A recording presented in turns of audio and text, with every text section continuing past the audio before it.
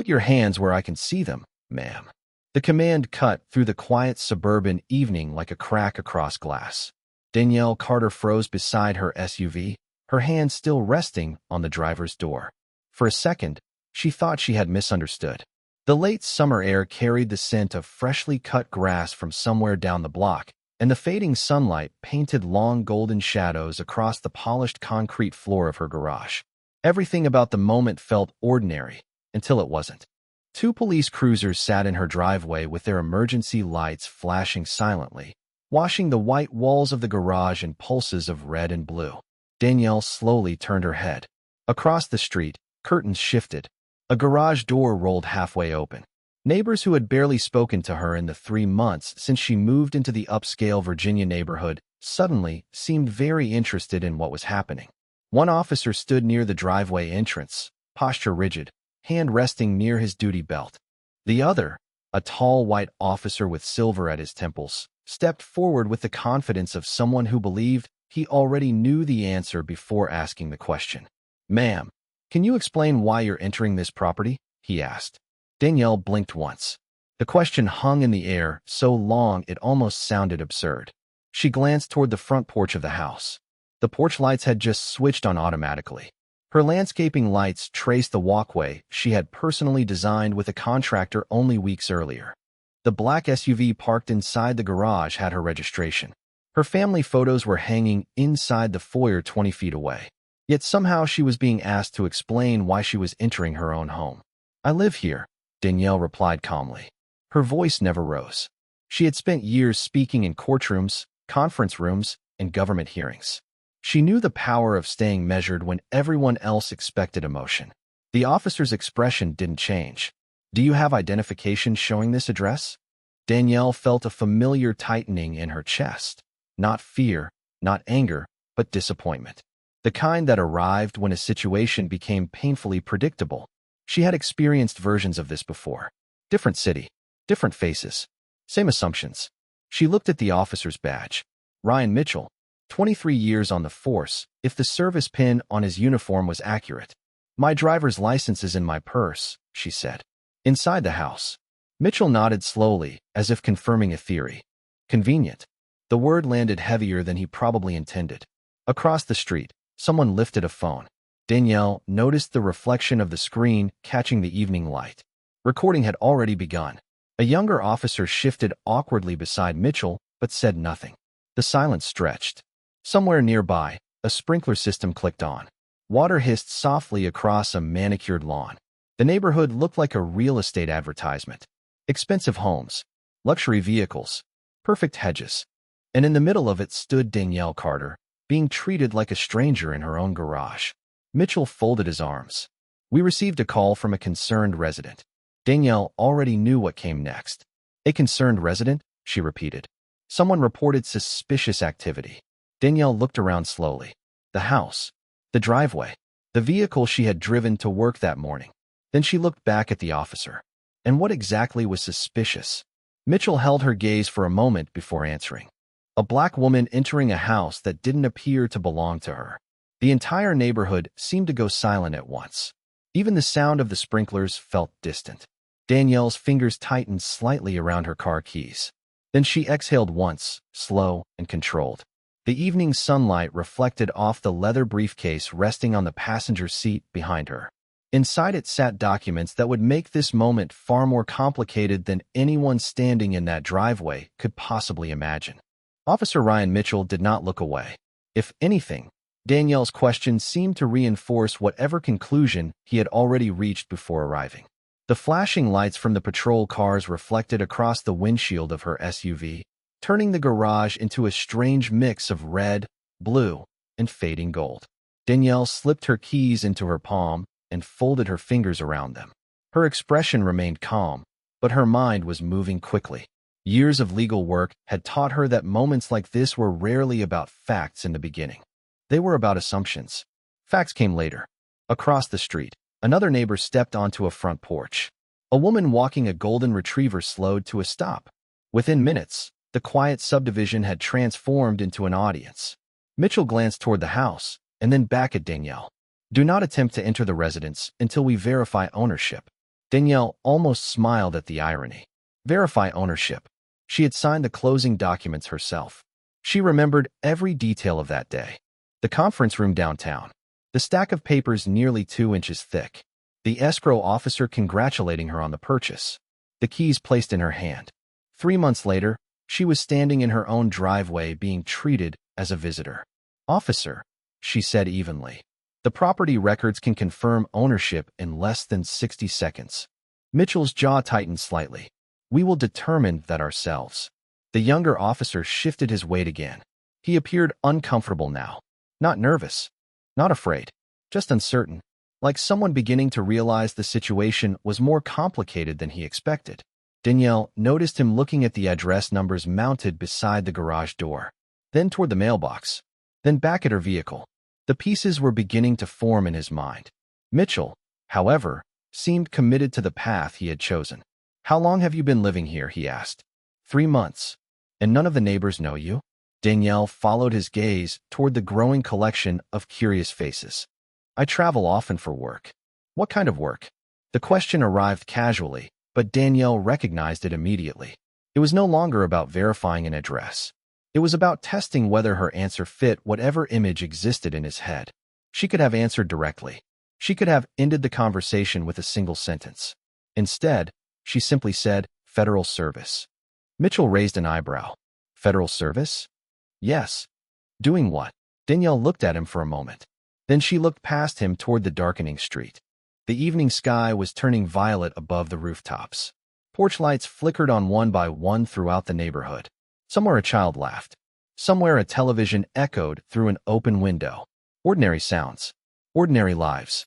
Yet standing there, Danielle felt strangely separate from all of it. I work in Washington, she replied.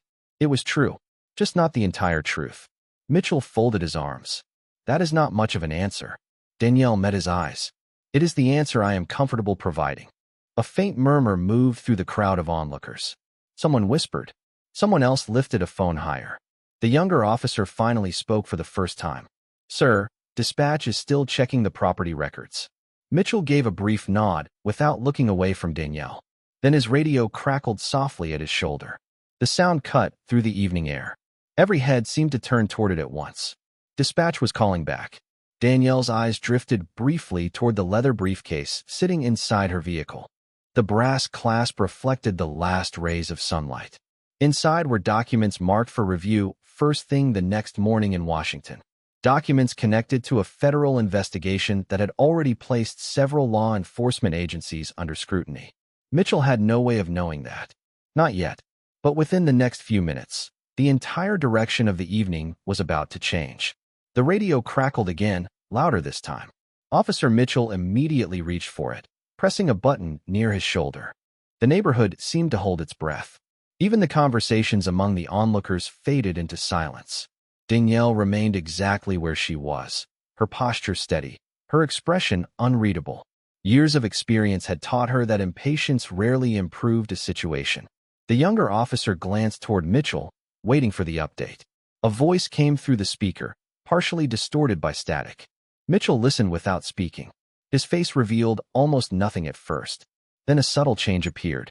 His shoulders stiffened. His eyes narrowed briefly. The younger officer noticed it too. Sir, he asked quietly. Mitchell lowered the radio. Dispatch confirms the property is registered to Danielle Carter. The younger officer exhaled. Several neighbors exchanged confused looks. One woman standing on a porch folded her arms and looked away, suddenly fascinated by something else. Another slowly lowered her phone. The explanation everyone expected had not arrived. Danielle watched the reactions without satisfaction. There was no victory in being proven to belong inside your own home. Mitchell cleared his throat. Property ownership has been verified. For a moment, it sounded as if the encounter should have ended right there. It should have. But Mitchell remained where he stood. Danielle noticed it immediately. He was searching for something. A reason not to walk away. A reason that would justify the assumptions made before the facts arrived. Officer, Danielle said calmly, are we finished? Mitchell hesitated. Not yet. The younger officer shifted uncomfortably. Sir, ownership checks out. Mitchell ignored him. His attention remained fixed on Danielle.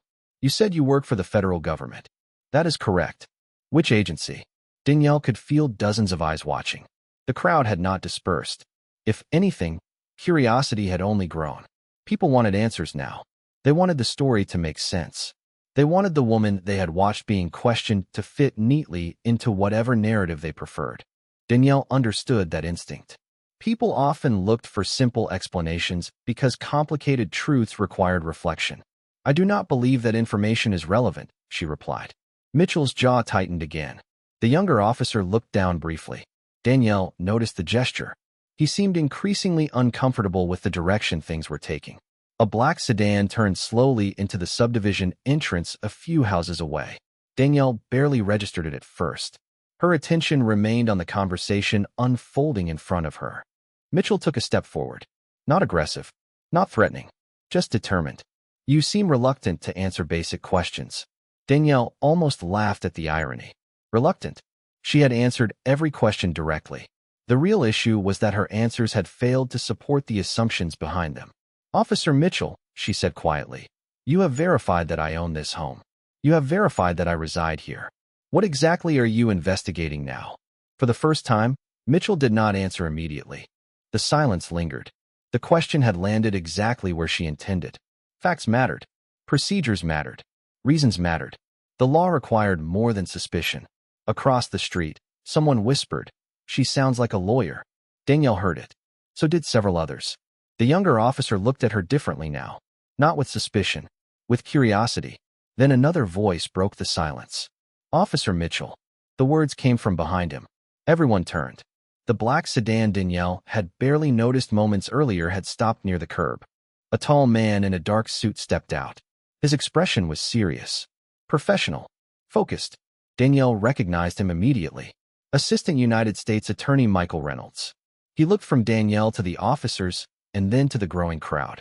His eyes settled briefly on Mitchell's badge. Something changed in his expression. Not surprise. Recognition. The kind that appears when someone realizes a situation has become far more significant than anyone initially understood. The atmosphere changed instantly. Not dramatically, not loudly, just enough for everyone to feel it. Michael Reynolds closed the door of the black sedan and walked toward the driveway with the calm confidence of someone who belonged wherever he stood. His polished shoes clicked softly against the pavement. His suit jacket moved slightly in the evening breeze. Danielle watched him approach, her expression unchanged. She had not called him. She had not texted anyone. His arrival was pure coincidence. Earlier that afternoon, he had mentioned stopping by to drop off a case file she needed before the next morning's briefing in Washington. Neither of them could have predicted what he would walk into. Michael stopped beside Danielle and offered a brief nod. "Good evening." Then he turned toward Officer Mitchell. "Is there a problem here?" Mitchell straightened immediately. "Sir, this is an active investigation." Michael glanced around. The flashing patrol lights. The crowd of neighbors. The open garage. Danielle standing beside her vehicle. The entire scene seemed to answer the question on its own. Investigation of what? Michael asked. Mitchell hesitated. It was only a second, but it was enough. "We received a report regarding suspicious activity at this residence." Michael looked toward Danielle. Suspicious activity? His tone remained neutral, but something behind his eyes sharpened. Danielle folded her arms lightly. "Apparently, I was reported while entering my own home." A few neighbors lowered their heads. Others pretended to check their phones. Michael let the silence linger before speaking again. "I see." The younger officer suddenly seemed fascinated by the pavement beneath his shoes. Mitchell shifted his stance. "Ownership has been verified."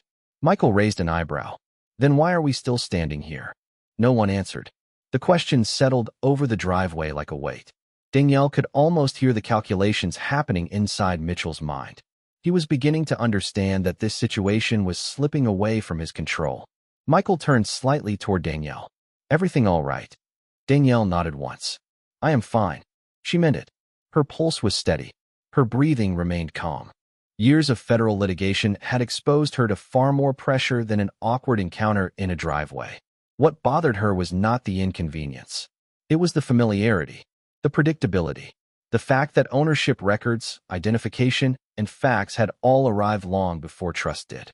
Michael seemed to understand exactly what she was thinking. His eyes drifted briefly toward the gathering of neighbors. Several phones were still recording. Porch lights glowed across the street. The entire subdivision had become an audience to a lesson nobody wanted to acknowledge.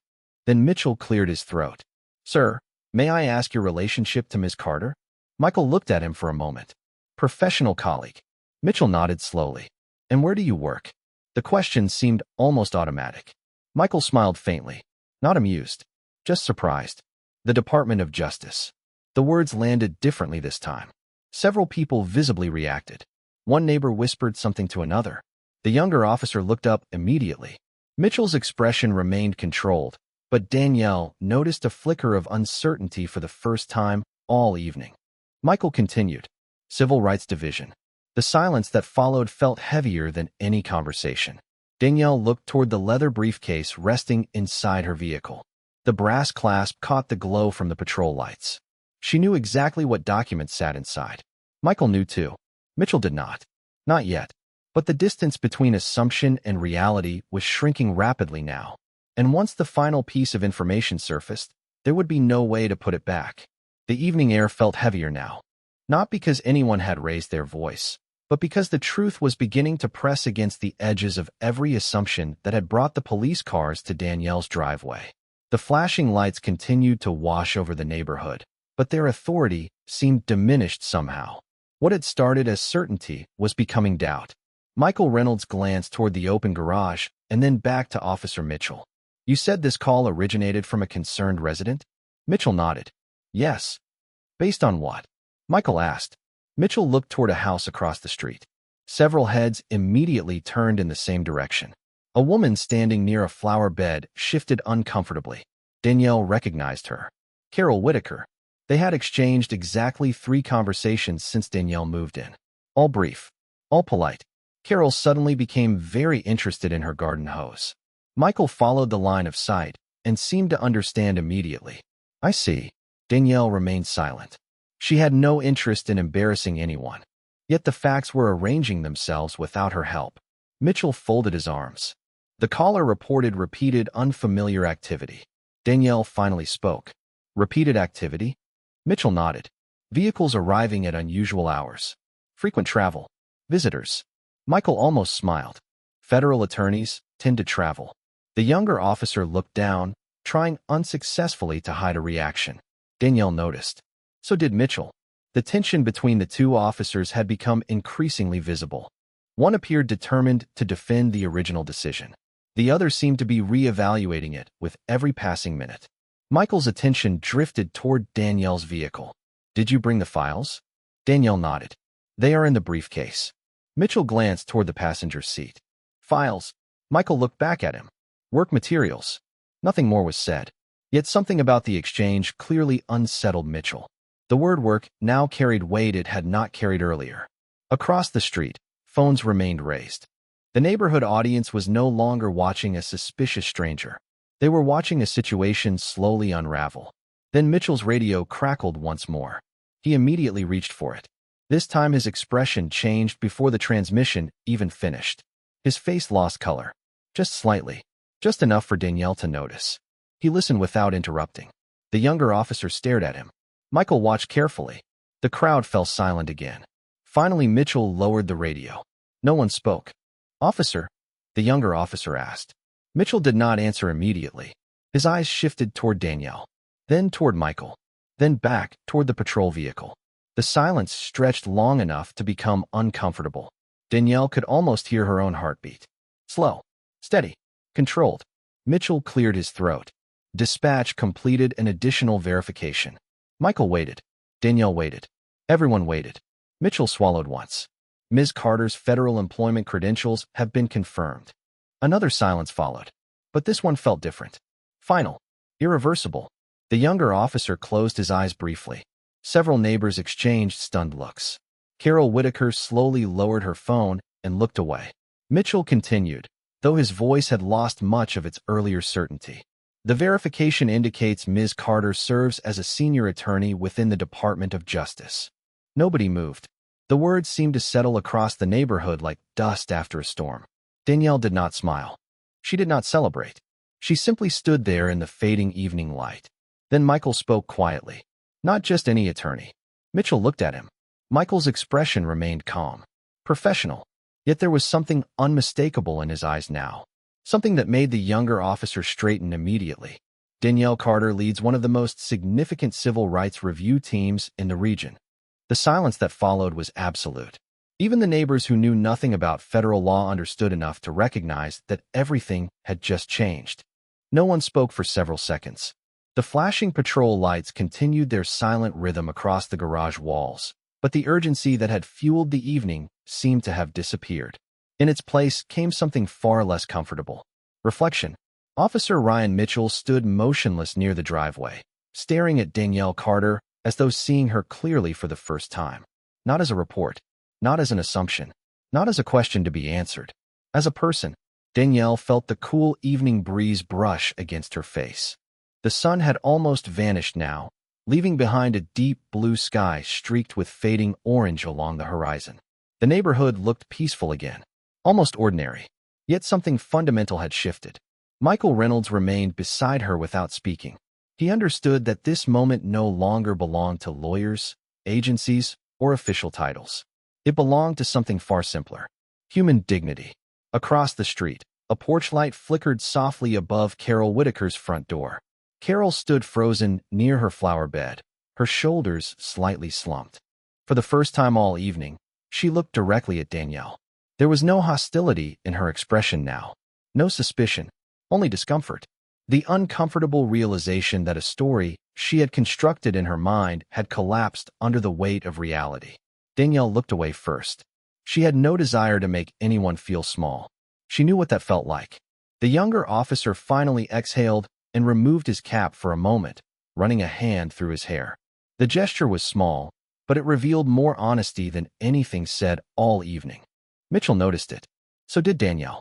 The younger officer's eyes drifted toward the crowd of neighbors and then back to Danielle. "I am sorry this happened," he said quietly. The words were simple, unrehearsed, genuine. Danielle gave a small nod. "Thank you." Mitchell remained silent. His gaze moved toward the open garage, where family photographs were visible through the doorway beyond. Frames on a hallway table, a bookshelf, a lamp glowing warmly inside the house. Evidence of a life that had been visible the entire time. Evidence he had failed to see. Somewhere down the street, a wind chime rang softly. The sound floated through the quiet neighborhood like a distant bell. Michael glanced at his watch, but made no move to leave. Nobody seemed eager to break the silence. It felt important somehow. Necessary. Danielle folded her arms lightly and looked toward the sky. She thought about the countless meetings she had attended over the years. Panels discussing fairness. Conferences discussing trust. Reports filled with statistics and recommendations. Yet standing in her own driveway, she was reminded that the most important lessons rarely happened inside conference rooms. They happened in ordinary places, on ordinary evenings, between ordinary people. Mitchell finally lowered his head. Not dramatically, just enough to reveal the weight he was carrying. The certainty that had accompanied him into the neighborhood was gone now, replaced by questions. Questions that would likely stay with him long after the patrol cars left. Danielle understood that change rarely arrived through humiliation. Real change arrived through recognition, through uncomfortable truth, through moments exactly like this. And as the last sunlight disappeared beyond the rooftops, the neighborhood settled into a silence that felt deeper than embarrassment. It felt like understanding beginning to take root. The silence eventually broke when a second vehicle turned into the subdivision and rolled slowly toward the driveway. Unlike the earlier arrival, this one drew immediate attention from Michael Reynolds. His expression shifted the moment he saw it. The dark government sedan came to a stop near the curb, and two professionally dressed officials stepped out carrying leather folders. Danielle recognized both of them: Deputy Assistant Attorney Karen Whitmore and Special Counsel David Lang. They had spent most of the previous 6 months working alongside her on one of the most sensitive reviews currently underway inside the Department of Justice. The neighbors watched with growing confusion as the two officials approached. Karen offered Danielle a brief smile. "Sorry we are late. Traffic leaving Washington was terrible." Then she noticed the patrol cars, the crowd, the officers, the strange stillness hanging over the neighborhood. Her smile faded. "Did we interrupt something?" Nobody answered immediately. Michael exchanged a look with her. It was enough. Karen understood there was a story here. David glanced toward Officer Mitchell and then toward Danielle. Everything all right? Danielle nodded. Everything is under control. The answer was true, yet it did not erase what had already happened. Karen's eyes drifted toward the open garage and the briefcase resting inside the SUV. Good. We brought the updated review package. Mitchell's attention immediately fixed on the folder in David's hand. He did not know why. He only sensed that every new detail seemed to place him deeper inside a situation he did not fully understand. Karen turned toward him politely. Officer, thank you for your service this evening. Mitchell nodded awkwardly. Ma'am. Then Karen added a sentence that changed everything. We appreciate your cooperation with Ms. Carter's work. The review team has been extremely busy these past few months. Mitchell blinked. Review team? Karen looked surprised. You do not know? Nobody moved. Even the neighbors seemed to lean forward. Karen glanced at Danielle, who remained silent. Then she answered. Ms. Carter is leading the federal review examining civil rights compliance practices across multiple jurisdictions. The words settled heavily over the driveway. David opened the folder slightly while adjusting his grip. A visible seal from the United States Department of Justice caught the glow of a porch light. Mitchell stared at it. The younger officer stared at it. Several neighbors stared at it. Suddenly, the significance of the evening became impossible to ignore. Danielle was not simply a homeowner, not simply an attorney, not simply a federal employee. She was the person entrusted with evaluating whether systems treated citizens fairly and lawfully. Michael watched realization spread across Mitchell's face. It happened gradually, piece by piece. The original complaint, the assumptions, the questions, the refusal to accept evidence that had been available from the beginning. All of it now stood exposed beneath a completely different light. Mitchell lowered his eyes for a moment. The crowd remained silent. Nobody reached for a phone anymore. Nobody whispered. Nobody speculated. The story they thought they were witnessing had vanished. In its place stood a far more uncomfortable truth. Danielle looked around the neighborhood she had hoped would become home. The warm porch lights. The quiet streets. The carefully maintained lawns. She had moved here believing people would see her as a neighbor. Tonight had revealed something else. Yet standing beside colleagues who respected her and officials who trusted her judgment, she felt no bitterness, only clarity. And as Officer Mitchell slowly looked up again, it became obvious that he had reached the same realization. The woman he had questioned all evening was not defined by the assumptions made about her. She had been exactly who she said she was from the very beginning. For a long moment, nobody moved. The neighborhood that had buzzed with curiosity less than an hour earlier now seemed wrapped in a quiet that felt almost sacred. The flashing lights from the patrol cars no longer dominated the scene. They had become background noise, small and insignificant compared to the lesson unfolding in the driveway. Officer Ryan Mitchell took a slow breath. The confidence that had carried him through the beginning of the evening was gone. In its place stood something far more difficult. Accountability. He looked at Danielle Carter and saw not a title, not a position, not a federal attorney, but a woman who had remained calm while being questioned in front of her neighbors, a woman who had been asked to prove she belonged in a home she owned, a woman who had responded to every assumption with patience rather than anger. Mitchell removed his cap and held it in both hands. The gesture was simple, almost old-fashioned, but everyone understood what it meant. Ms. Carter, he said quietly, I owe you an apology. The words carried across the silent street. Danielle looked at him without triumph, without satisfaction, just attention. Mitchell swallowed before continuing. I should have listened sooner. I should have looked at the facts before forming conclusions. And I am sorry for the way this situation was handled. No one interrupted him. Even the neighbors who had been recording earlier now stood still. The younger officer looked relieved, as though he had been waiting for those words all evening. Danielle remained silent for a moment. She could see genuine regret in Mitchell's face. Not fear of consequences. Not concern for appearances. Regret. There was a difference. She had spent enough years studying people to recognize it. The evening breeze moved through the trees lining the street. Leaves rustled softly overhead. Porch lights glowed warmly against the deepening darkness. It would have been easy to embarrass him. Easy to remind everyone watching exactly how wrong he had been. Easy to use the authority she possessed. But Danielle had learned long ago that humiliation rarely changed hearts. Understanding did. She took a small step forward. "Officer Mitchell," she said calmly, "I accept your apology." Several neighbors visibly relaxed. The tension that had gripped the street began to loosen. Danielle continued, "The important thing is not what happened to me tonight. The important thing is understanding why it happened." Mitchell lowered his eyes briefly. He nodded. Danielle looked around at the faces watching from driveways and porches. Most people do not carry federal credentials. Most people do not have colleagues arriving from Washington. Most people do not have the resources I have. The words settled heavily over the crowd. Carol Whitaker looked down at the ground. Danielle's voice remained gentle. Respect should never depend on a job title. It should never depend on a badge, a degree, or a position. People deserve dignity before anyone knows what they do for a living. No one argued. No one looked away from her now. Michael Reynolds watched quietly from beside the driveway. Karen Whitmore folded her arms and smiled faintly. The lesson Danielle was teaching carried more power than any legal document sitting inside the briefcase. Mitchell nodded slowly. "You are right." Danielle offered a small smile. Not a victorious smile. A human one. The kind that leaves room for growth instead of resentment. And as the first patrol car finally prepared to leave, it became clear that the evening would be remembered not because someone had been proven important, but because someone had chosen grace when she had every reason not to. The first patrol car rolled quietly away from the curb, its flashing lights finally disappearing around the corner. Then the second followed. The neighborhood watched in silence as the street slowly returned to normal. One by one, neighbors stepped back toward their homes. Porch conversations faded.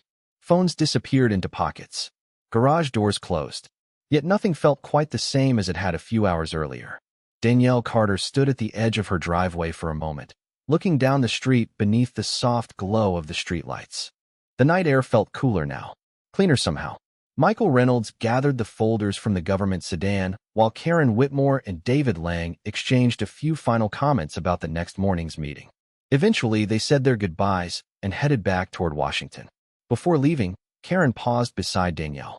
"You handled that better than most people would have." Danielle smiled gently. "People learn more from grace than from humiliation." Karen nodded once before closing the car door. Moments later, the sedan disappeared into the darkness. The neighborhood grew quiet again. Truly quiet this time. Danielle picked up her briefcase from the passenger seat of her SUV and walked slowly into the garage. The familiar scent of fresh paint and cedar shelving greeted her. Inside the house, a lamp glowed warmly near the entryway. Family photographs rested on a console table. A framed picture of her parents sat beside a vase of white lilies. Everything looked exactly as it had before the evening began. Yet Danielle knew something had changed. Not inside the house. Inside the people who had witnessed what happened. Across the street, Carol Whitaker stood alone on her porch. For several seconds, she watched Danielle through the open garage. Then, gathering her courage, she crossed the street. Her footsteps sounded soft against the pavement. Danielle noticed her approaching and stopped near the doorway. Carol looked uncomfortable. Not defensive. Not fearful. Just honest. "Danielle," she said quietly, "I owe you an apology too." Danielle listened. Carol folded her hands together. "I made assumptions. I should not have. I am sorry." The words were simple, but they carried weight. Danielle looked at her neighbor for a long moment before smiling. "Thank you for saying that." Carol nodded. "I hope we can start over." Danielle extended her hand. Carol shook it. The gesture lasted only a second, but it felt important. Two neighbors. Nothing more. Nothing less. Carol returned home, and the street fell silent once again. Danielle stepped inside and placed the briefcase on the hallway table. The brass clasp reflected the warm light from the lamp. For a moment, she looked at the Department of Justice identification resting inside the partially opened case. Then she closed it gently. The badge had not defined her tonight. Neither had the title. What mattered was something much simpler. Character. Patience. Humanity. Danielle turned off the entryway light and looked through the front window toward the peaceful street outside. Somewhere in the distance, a wind chime stirred softly in the darkness. The neighborhood rested beneath a blanket of quiet. No speeches remained. No arguments remained. Only a lesson carried home by everyone who had witnessed it. Respect should never be earned by status. Dignity should never require proof. And sometimes the strongest form of justice arrives not through punishment, but through understanding. With that thought, Danielle closed the door and the night settled gently around the home that had belonged to her all along.